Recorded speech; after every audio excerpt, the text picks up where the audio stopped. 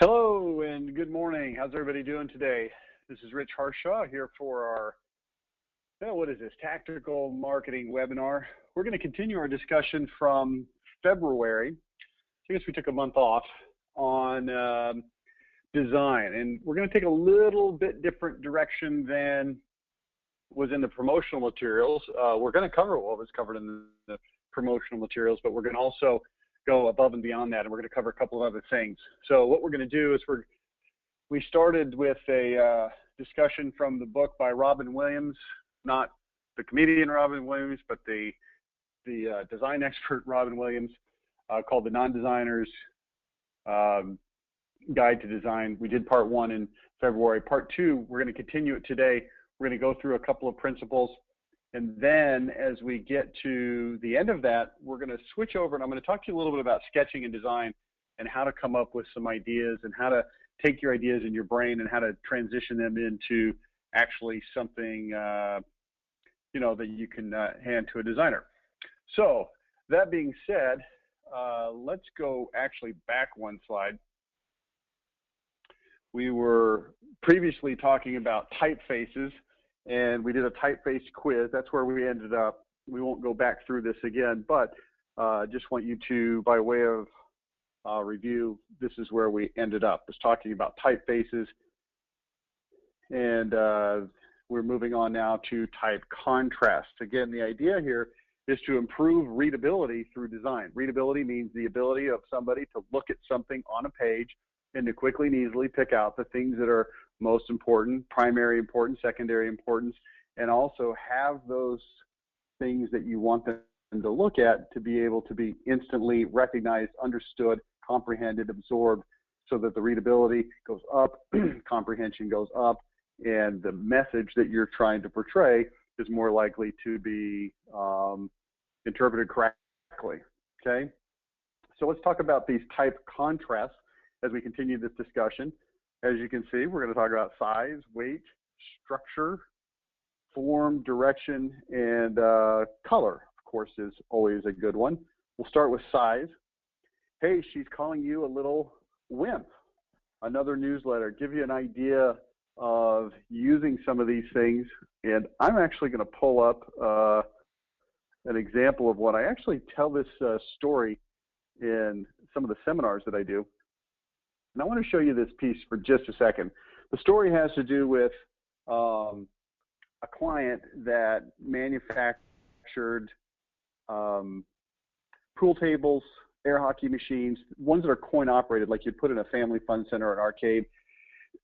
And we went through an identity discovery process with them for a product line that they were having us work on called video game cabinets. So if you think of like a Pac-Man machine, it's got wood on the sides and the screen and the joysticks and all that stuff.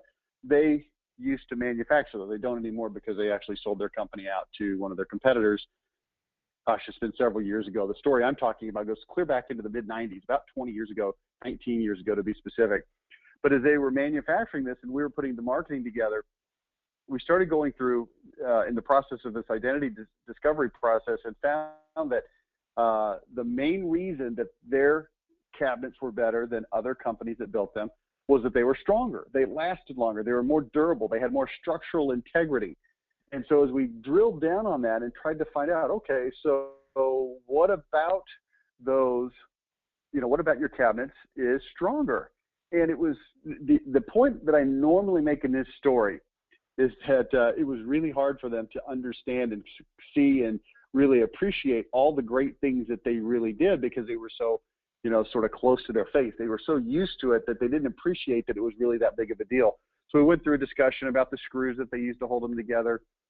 And they had what's called a cleat and bracket construction, which added an element of stability to the cabinets.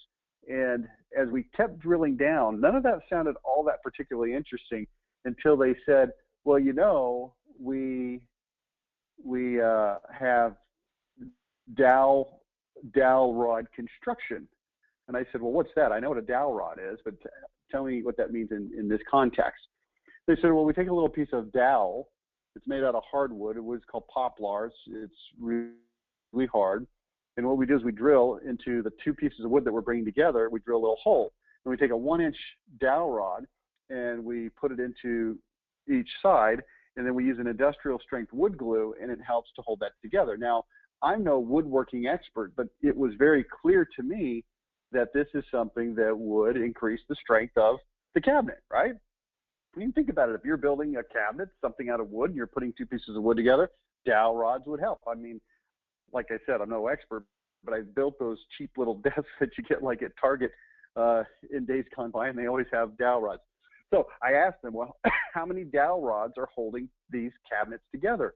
And they didn't know. Nobody knew. Nobody could come up with the number. And in fact, they seemed incredulous that I would ask them this minutia type of a question. And I said, well, just humor me and find out. So they went and tracked down the guy that actually drilled the holes into the wood. He ran the machine, and there was a template for it. He wasn't just, using a hand drill and drilling the holes, but he had the machine that was programmed to do it. And I want to show you the ad that we ended up writing. And it's just a text type ad. This is back in the mid 90s. We never took this to any fancy design. We just laid it out literally on Microsoft Word. But I want to show it to you because I think it's pretty interesting. Now, while I was telling the story, I didn't actually pull it up. So let me just grab that. It's in my archives over here. I've got pretty easy access to it. Okay, there it is. All right. Now, the idea here is size, right? Size. So I wanted to indicate that there was something pretty interesting. Now, here's what the answer was when we found out how many hardwood dowels there were. The answer was 172. 172. And to me, that sounded like a lot. And when I started telling them, hey, that sounds like a lot, they said, well, it is a lot. So here's how we portray that in an ad. I'm going to click on this and get it up here on my screen here. Give me a second. Come on. All right. Ready for this?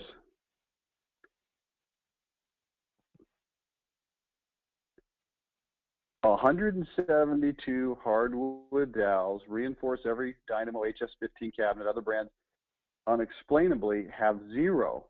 And I want you to see this. If you were looking at this from even a distance, it just jumps off the page. This is the principle that we're talking about here, size.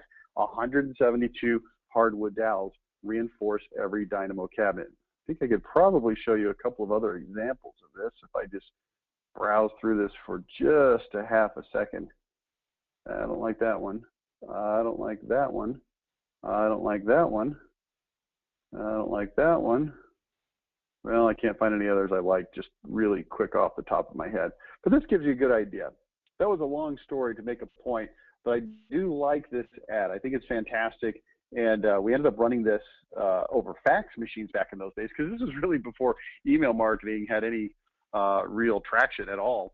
And we also created a version of this that went into some trade publications, but mostly we sent it in mail and in via fax, and it worked very, very well. Okay, let's go back to the topic, size. So here's what we've got. I love the way that the size of this, hey, she's calling you a little wimp. There's a contrast there also. In fact, I think I could show you something else over here. Where is that? Oh dear. This is something I'm going to show you from our website templates. And I'll pull this up here in just 1 second. History, today, MYM, that one, that one.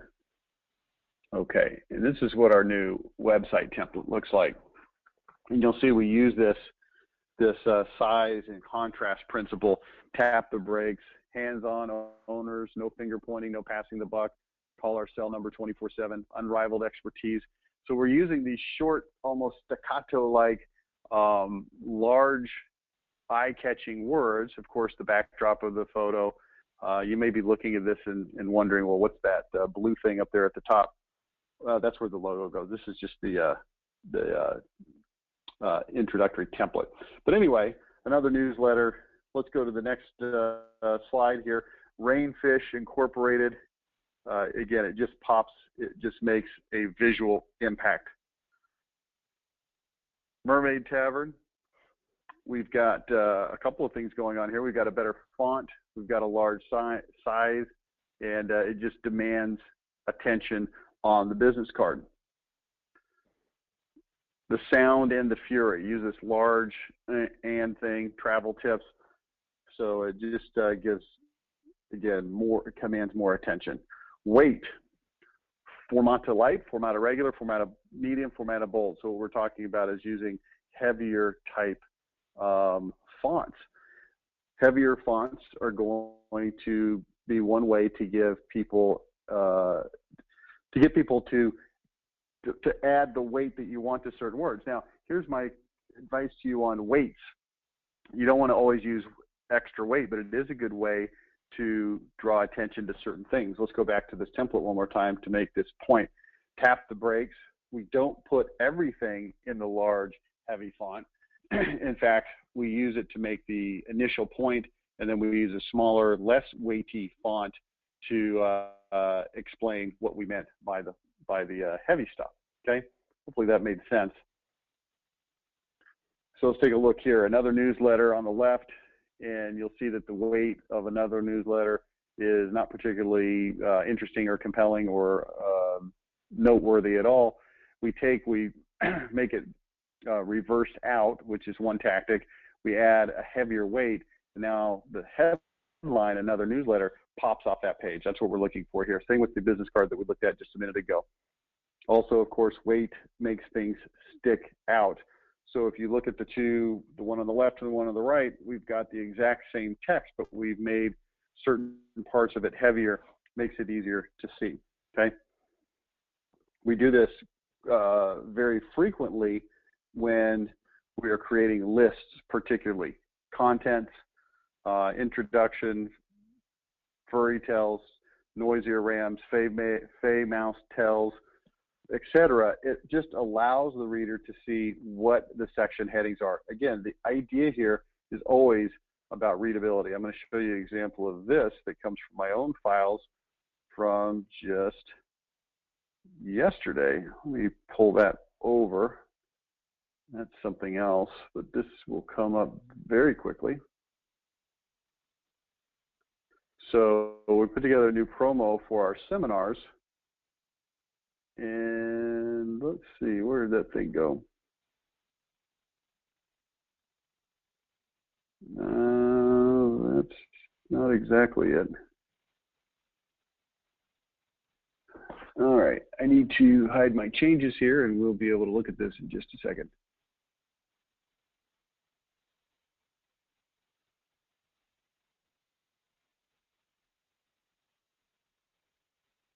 Okay, here we go.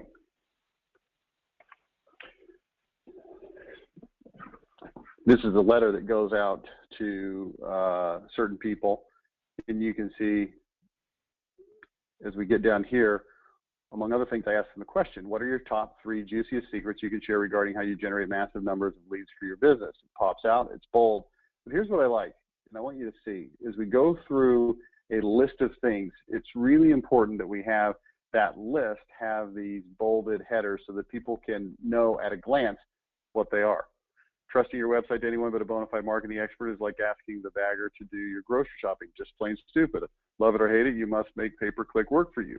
Advertising success strategies. Your ad reps are going to literally beg for mercy, etc. Okay?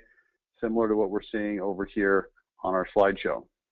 Next, structure. Your life is your attitude. Maximize your options, she said with a smile. Soup to nuts. What we're talking about is the juxtaposition of different sizes and weights and types of fonts so that there's something interesting and eye-catching about what you're saying. Again, if you just took and typed out your attitude is your life, it might have a different impact than the way that it is structured in this example. Soup to nuts, maximize your options, she said with a smile. Again, it just is an interesting way to structure those words. Here's what we've got. We've got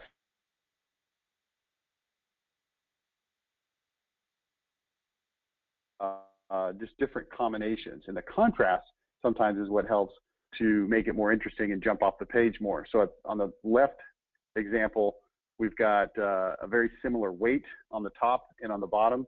We've now got a heavier weight on the right-hand side, oiled, muttered, harbored. And then we've also changed to a sans serif on top and a serif on the bottom, which makes it more interesting to look at. Okay. Also, look at this in terms of the shape of words. One of the things that we like to warn against is all capital letters. Now, this has a good visual illustration of why all capital letters are not good unless they're used in short bursts. In short bursts, all capital letters are fantastic. Let me show you an example one more time, right? Pull this over here. All right, multiple choice. Tap the brakes. Hands-on owners. These are short bursts. It's easy to read, but what makes all caps difficult to read is the fact that all caps, no matter what the word is, creates a rectangle of a word that at a glance looks the same. But the truth is that people do not read letters in words. They read shapes of words.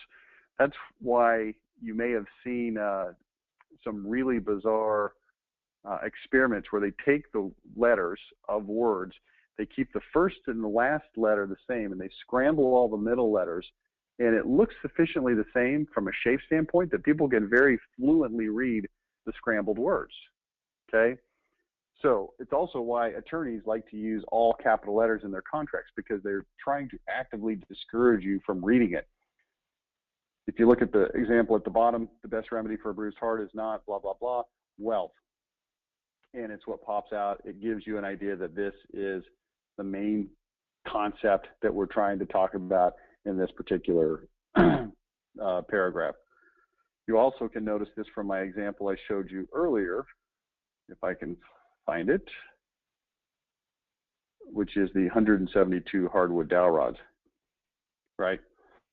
Same kind of thing. We've got this huge 172 smaller hardwood dowels, reinforce every Dynamo HS15 cabinet. Other brands unexplainably have 0. So again, the structure there aids in the readability. Form. Work hard, there is no shortcut. Work hard, there is no shortcut. Same thing, but now we just have these different looks based on the way that these letters are formed. Yes, oh yes, she chirped. Yes, oh yes, she chirped. You know, I don't know, just as something to consider.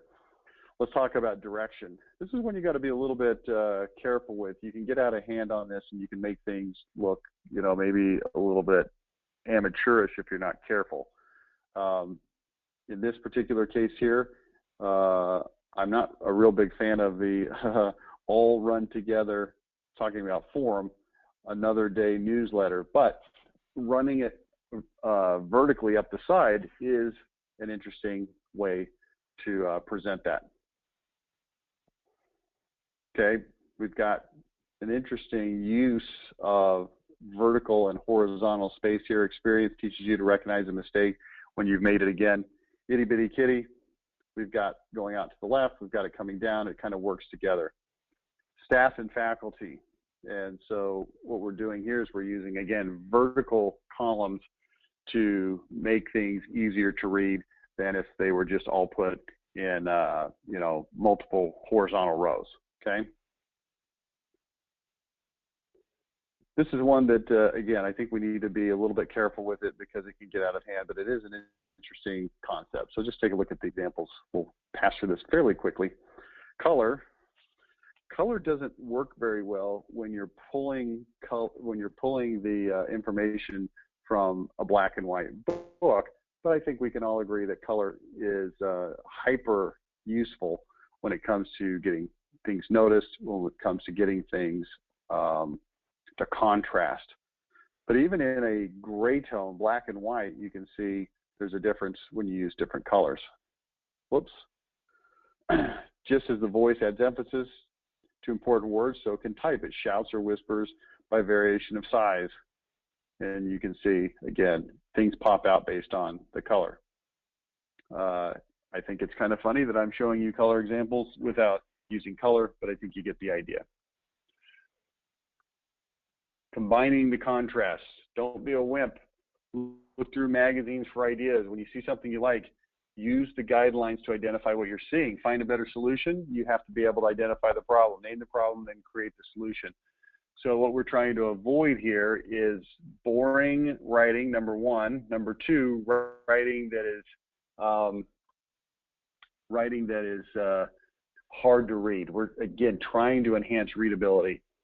This is the major problem that I see almost all the time when people submit things to me for the Tuesday morning ad clinic is readability is low, and frequently it is a result of poor design on the page. That's why we go through these trainings. Now, I'm going to shift gears here in just a second. Let me pop this up on my screen.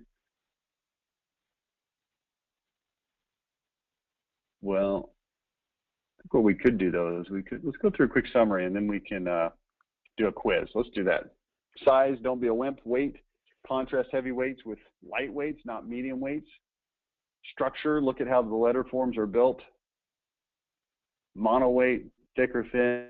Form, caps versus lowercase is one form of contrast. Roman versus italics, scripts and italics. Direction, think more in terms of horizontal type versus tall, narrow columns of type rather than type on a slant. Color, warm colors come forward, cool colors recede. Experiment with colors of black text, different colors of black text. Quiz, contrasts, conflicts, fancy perfume. Okay, I don't want to do this. Here's what I do want to do. I want to go over to this other presentation and I want to talk about sketching.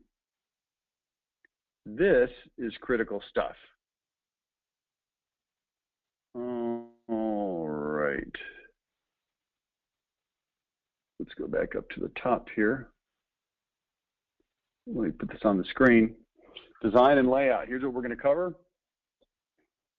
The job of the art director. How to come up with good ideas, sketching and revising ads, resources for image using ad templates.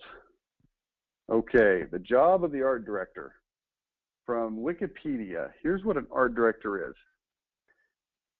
The art director typically works in tandem with a copywriter. The team usually works together to devise an overall concept known as the big idea for the ad, commercial, mailer, brochure, other advertisement. Copywriter is responsible for the textual content, the art director for the visual aspect. So the art director needs to take the text and make it look good. But see, the art director is not the actual graphic artist. So you've got this person in between in big ad agencies. Now, when it comes to you, guess who your art director is? It's usually going to be you. This is something that we have to teach a lot to our copywriters. We have to say, look, you can't just strictly write copy, because we've got to be thinking as we write the copy, how is it going to look on the page, whether that be a website or a postcard or anything else. Now, I am going to give you a little bit of a disclaimer, which is some of the slides on this presentation are a little bit older and outdated.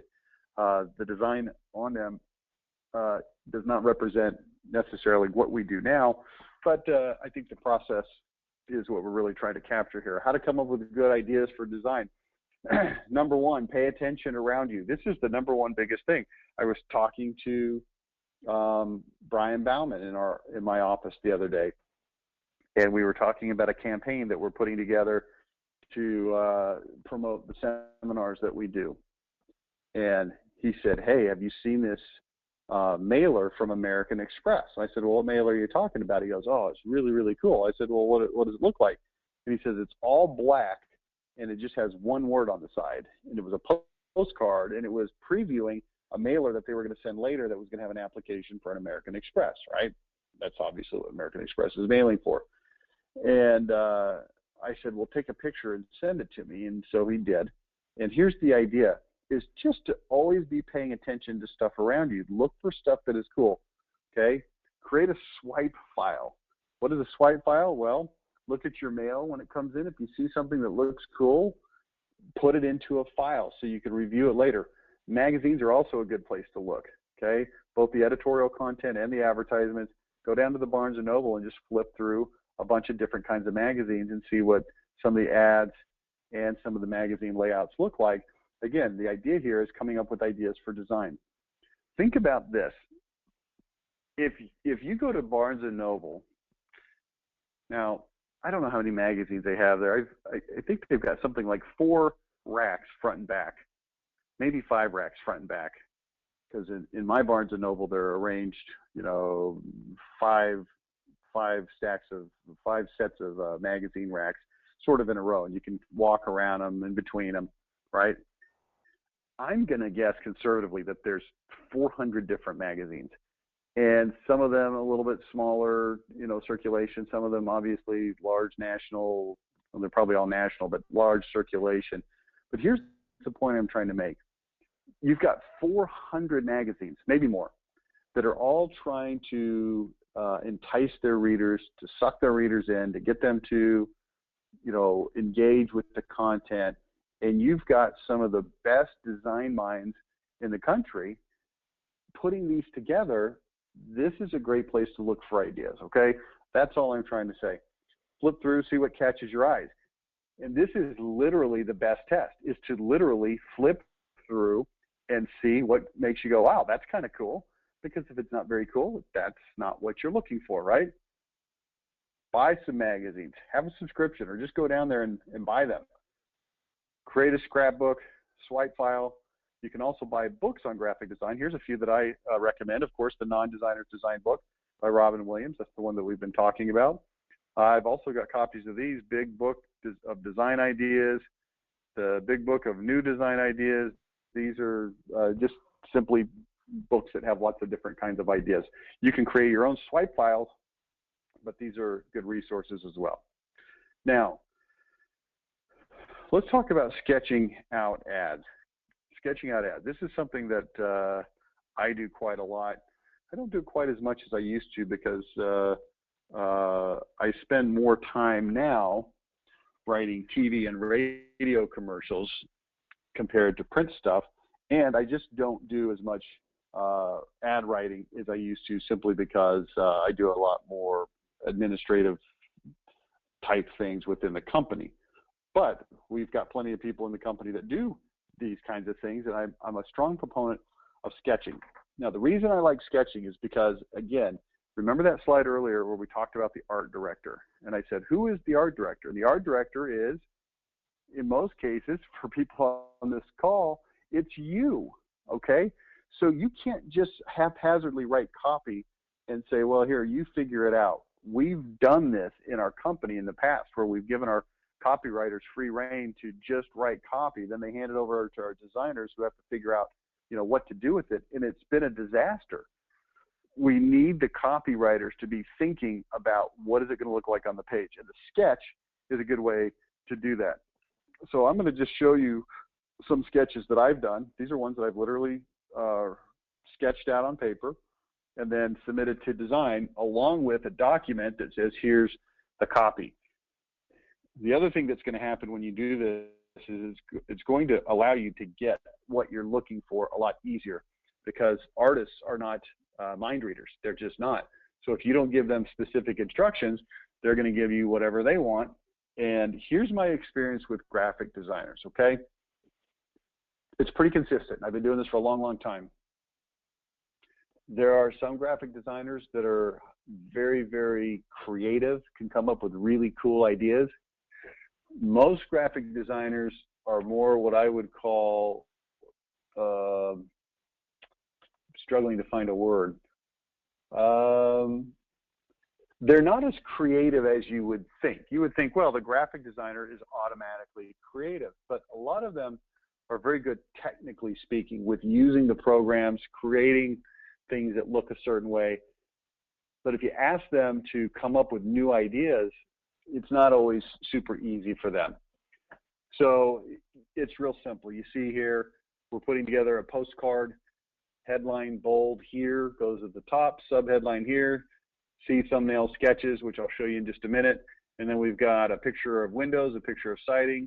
Thank you for being a Show Pro customer, and then I want clearly a $1,000 bill over on the right. I'm using some direction there. It's kind of slanted. This postcard is worth $1,000 towards any window or siding job. Then it says, if you go back to the other one, it says see thumbnail for sketches. So this is the overall how it's supposed to look. And then these are just little teeny ones where I don't need to have all the finer detail, but I want the designer to have an idea of what it looks like. As a thank you for doing business with us, we'd like to give you $1,000 towards any window or siding. This card is worth $1,000, and so on and so forth. You see that I've come up with 5 of them. So here's what happens. As a thank you for doing business with us, we'd like to give you $1,000 towards any window or siding job, a $1,000 bill. And let's see here. So I came back and I said, hey, we need to make a few changes. See, he originally tucked that $1,000 bill down below that white thing. And I said, no, we need that to be more prominent. Okay, so there's also a feedback loop that you need to be involved with. Over here on the first one, we had thank you. I wanted it to have an exclamation point. It's just a matter of hitting the details. All right, I think we already saw that one. This is a bigger piece. 30% energy savings, never paint again. We got a window pick on the left, housing, siding pick on the right, the $1,000 thing right in the middle of the two. And then we've got some bullet points on the left for windows, some bullet points on the right for siding. And we've got the logo and so forth. And you'll see here, 1 3/4 inch wide. I've told him how wide I want that to be. This is what it's still a postcard, what it's going to look like. So here's the first version that came out. And then we come back with a second version. 30% energy savings, guaranteed in writing, want to lower your energy bills. I think personally this is a little bit too busy, but you know, like I said, this is a little bit older stuff. This is a refrigerator magnet that we put together. It was going to be distributed on the Yellow Pages. And before you laugh and say Yellow Pages, who uses that? The answer is, number one, it was about 10 years ago. And number two, it was into a community that smaller town, and there was a lot of people that were using the directories still. But what we were doing is we're putting this on the front of the Yellow Pages. So as it got delivered out, what we wanted to do is have this magnet that was on the front of the Yellow Pages that people would see, pull off, and then put it on their refrigerator, emergency number for kids. And I want you to see the level of detail that goes into designing this. Emergency numbers for kids, reverse white letters. So it's going to have a red background, as you can see here. This area will be white, reverse white letters. For a stunning sunroom or refreshing pool, call 1-800-BETTER Homes. And that's what it looks like. This is a place where they can write the family friend, dad's cell, dad's work, etc. Okay. As you will clearly see, I am not an artist, but I still am a sketcher, okay? Windows, siding, doors, and then we've got the guy holding up the sign for serious builders who don't have time to screw around with vendors. Every style, size, and configuration, delivered and installed, no excuses. Put us to the test, free window. And as we see this one, windows, siding, doors for serious builders who don't have time to screw around with vendors. And then you'll see here, we actually took this part where we had this quote, didn't look good there. So we just ended up putting it here. So it's a little bit easier to read. Every style, size, and configuration. We had to lower the font a little bit over here on the right-hand side one so that it just fit better. It wasn't so crammed. So we sacrificed a little bit smaller font, which some might say, well, it's probably a little harder to read, but it just sort of fit better, had more white space. Okay. Another one, the last roof you'll ever buy, period. Picture here of a nice metal roof, metal shingle roof, beats regular roofing hands down. Text from, and then there's a document that I referenced. Then we've got a table that goes here, another picture that goes here, and then we've got some offers that go here. The last roof you'll ever buy. This is simply our manufacturer's most aggressive incentive ever. decided, no, we want to change that. Metal shingle roofing beats regular roofing hands down. One thing I want to encourage you is to try things. Sometimes it's hard to know what it's going to look like on a page. Sometimes you need to understand, you need to just see something to see if it's going to work. You don't really know before you try it, okay? Now, here's one that is this is a pop-up banner that goes at a home show for a roofing company. It's a roofing repair company, okay? And you'll see here, I sketched it out on the left-hand side, straightforward pricing means no surprises. And I'm not a good artist. You'll see the surprise lady on your repair bill. And so it goes from sketch to the one on the left, and then we fine-tune it a little bit on the right. Now look what happened on the one on the right. You see the subtle changes that were made? We made the subtle change to put on your repair bill with the same color font as the headline so that it connected better. Otherwise, it was likely to be misinterpreted as a whole new headline. Now, how do you find good photos? Here's a couple resources for you. I'm going to talk about them both, and I'm going to show you a demonstration real quick, but there are two of them that we use. There's more than two, obviously. It's the internet, and it's 2015, so there's lots of resources. But these are two that I like, Fotolia.com and Bigstock.com. We actually started off using Fotolia.com when they had about 2 million pictures on their site. They now have, I believe, 38 million pictures, so they've gone from 2 to 38 million. Big Stock has fewer. I think they've got about 24 million, something like that. 25 to 40 million stock photos. It's getting bigger every day. Search functions are good, and it's inexpensive. Monthly subscriptions make images about 33 cents to 250 depending on the site and quantity. Gives you right to use these in your advertising without paying royalties, okay? So, you know, you go to Fotolia.com, you type in your keywords, and then this is where we found this picture of this woman. Now you see here, she's got this folder she's looking at. We actually cropped that out so you didn't see the folder. And then you click on that, it gives you the pricing. Now what I'm going to do is this. I'm going to bring up my web browser, and I'm going to show you a couple things with this website.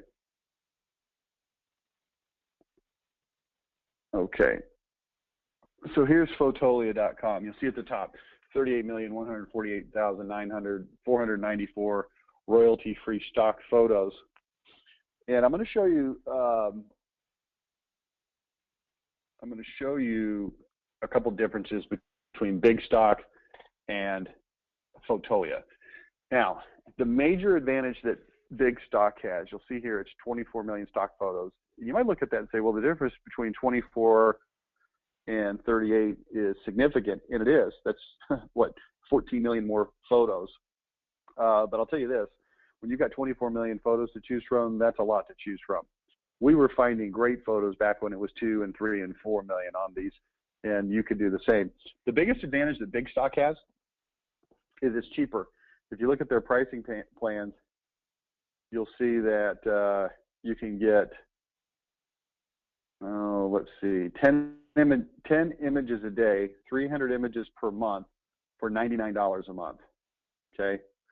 And that's 33 cents per image. That's really cheap. If you go over to this one, let's look at their pricing plans. Fotolia is going to be more expensive. Okay, so you'll see here for 250 XXL images, which is the size that you're going to probably want, it's going to be $200. So it's a little bit less than $1. What is that? The normal price is $1, and it's actually, what, 80 cents or something like that. 500 for $360, 1,000 images. You probably don't need 1,000 images a month, but if you did, it's 640. Now you can also get daily subscriptions. You're going to end up paying, you know, more money on a less committed basis. But let's take a look at how it works. And I'm going to show you a couple key advantages that Fotolia has over Big Stock that may be worthwhile. Let's start with Big Stock, and let's search for a certain type of image. So let's say that we're looking for a surprised woman. So I type in surprised woman, and you'll see that the interface is pretty much the same. So we've got, you know, various types of surprised women. And let's leave that there for a second. Let's go over here to Fotolia and let's search the same thing, surprised woman. And let's see what comes up. Okay, so it's going to appear to be just about the same. The images that come up obviously are going to be different because it's a different site. How they tag these and so forth may be a little bit different. You will notice that there is going to be some significant amount of overlap in the two sites. You'll actually be able to find some of the photos on both of the sites. But let me show you what's cool and what's discouraging, cool about Fotolia and discouraging about Big Stock. So let's take this image here of the girl with the red dress and the red glasses. I'm going to click on that so I can look at it in more detail. It gives me the pricing here. But here's what's really cool about Fotolia. When I go down here, it says in the same series, find 341 photos, vectors, and videos from the same series. And if I say see more, it's going to show me all of the images that were shot and put into that same series. And you'll see that it's this girl with the red dress with the red glasses. Some of them have this blue, some of them have this yellow background, some of them have a pink background. But what is cool about this is if I saw this image first, I can now come in here and check. Maybe this one with her pointing at the computer is a little bit more appropriate for my situation, or maybe the one with her looking a little bit, you know, taken aback, or the one with her head turned looking at the screen instead of looking away from the screen. And it gives me all these different variations. So this is really cool. And you'll see here, it keeps going, going, going. She's holding tennis shoes. She's standing behind a sign that I can put text on. And you'll see here that this is page 1 out of 4. There's 100 images. But what else I can do is I can also click on this here where it says author, Mason, and I can now look at all the photos that the person who has shot these has put on here. And you'll see here that Mason, whoever this is, has 20,761 results. So they've got 20,000 photos on here. You'll see a lot of them are this girl that we were just looking at, but a lot of them don't have anything to do with the girl. We've got the clock. Hey, there's those same red shoes that she's holding, but in a different context. Now I'm going to go back, and I'm going to show you one other thing that's cool. Going back to the original page where I clicked on the photo, if you remember this right here, I said, okay, here's this photo. I chose this one out of the surprised women. But now when I come in here and scroll down, what we just clicked on a minute ago was see everything from the same set. There was 341. But look what else I can do. I can also come down here and get the same model. Find 7,860 photos. So now I can see this girl, and if I click on this, all of the photos that she's in, regardless of who shot them, Mason or somebody else, are going to be in here. And I think it happens to be Mason that shot these. But now you can see, okay, here she is drinking coffee without the red glasses and stuff. Here she is outside with coffee. I guess she's big into coffee. Here's some fitness shots of her, etc. So this makes it really easy to fine-tune the exact photo you want. Now, if we go back over here to Big Stock, let me show you the difference. So in this one, let's take this photo here of this girl who's covering her mouth. If I click on that one, if this were Fotolia, here's what you would see. You would see same, you would see the ones from the same series, and you'd also see from the same model. But in this case, all it shows is related images. Now, it's your guess and my guess as to whether these are really related or not. This image here, I mean, it's a woman, and I guess that's somewhat related, but it's not the same model, and these people don't look surprised. So the only thing that's really related is that it's a female model of about the same age. And you'll see here, if I click to the right, it's more of the sort of similar type, and it only actually lets me click 2 times to get 3 panels worth. So I don't have a lot more in terms of fine-tuning my search.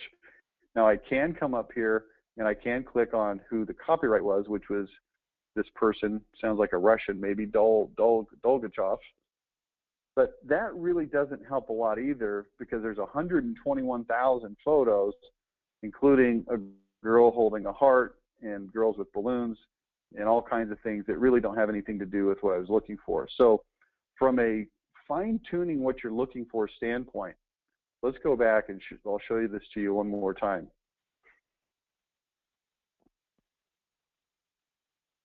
Internet connection is not super fast today.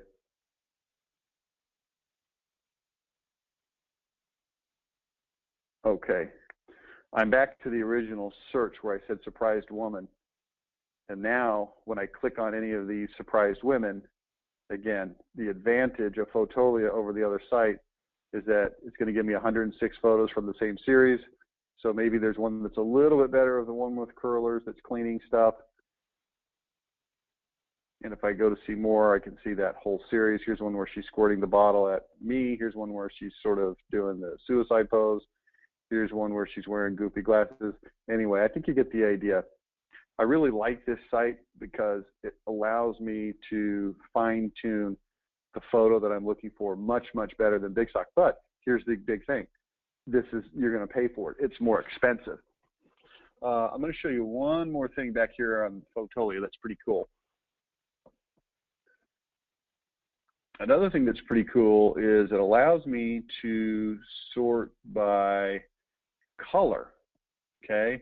So I can come in here and say, okay, I want colors that are sort of, I don't know, let's go to this blue color. All right, blue, refine my search. Now let's see, we should get a bunch of blue colored pictures.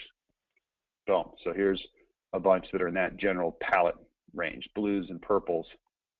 And you see here she's wearing yellow, but nevertheless, it's got blue as a background. And these are all under the header of surprised woman, okay? So anyway, just a great tool for finding exact photos. Photos can make or break your presentation in many, many cases. All right, that being said, let's see here. Let's go back over to this. Let's see if there's anything more we want to discuss on this, or maybe we've had enough. You know, the rest of this really is just about sketching, and I think I've kind of given the idea. Let's go ahead and look at this one particular element of sketching. I'm going to just kind of flip through a few of these to get to one I want to show you.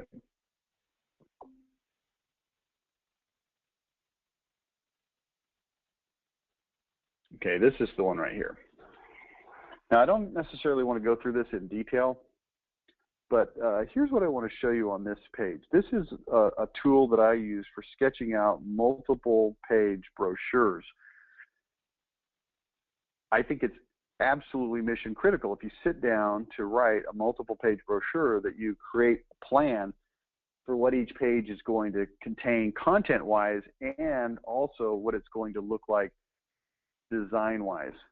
So you can see here in this original, this goes all the way back to 2008, it's kind of old. Instant equity, I want this big instant equity. I want some people that are giving testimonials. You can see that I sketched out, I want houses to go here to have case studies. And on the right-hand page of that two-page spread, I want a picture of the owner, I want some headlines and some text, and I want a table of contents. And you can see that that's exactly what happened. So we go through the next one. You'll see here that I built this web page, it's not a web page, a brochure page, to have big headlines on the left and right upper quadrants. I wanted these photos that have these rounded pics so that when it comes together in a brochure, those rounded pics, you know, create sort of this round half circle effect. On the left-hand side, I want pics of each of these things: control, satisfaction, upgrades, done right, on time, and on budget, and so on and so forth. Down here, we wanted to have a comparison chart. I've just quickly sketched that out. And again, the idea is if you take the time to sketch this out, again, the concept is art director, right? You've got to understand what this stuff is going to look like, not just, hey, I'm going to write some text. You got to understand how it's going to look and provide those instructions to the graphic designer. This is what we do at MYM. This may be more than you want to get involved with as a business owner as opposed to a marketing professional, but you're on the webinar where we're talking about tactics, and so that's what we're talking about. So that's really what I have for you today. Just a little bit more on the design book and also some ideas on sketching. So I'd like to thank you for showing up today and being on this webinar. We will be back again next week. Next week's topic is going to be on Tuesday the 21st, and it's going to be an innovation webinar on how to be creative. So kind of in the same thing. So we'll talk to you then. Thanks so much. Bye now.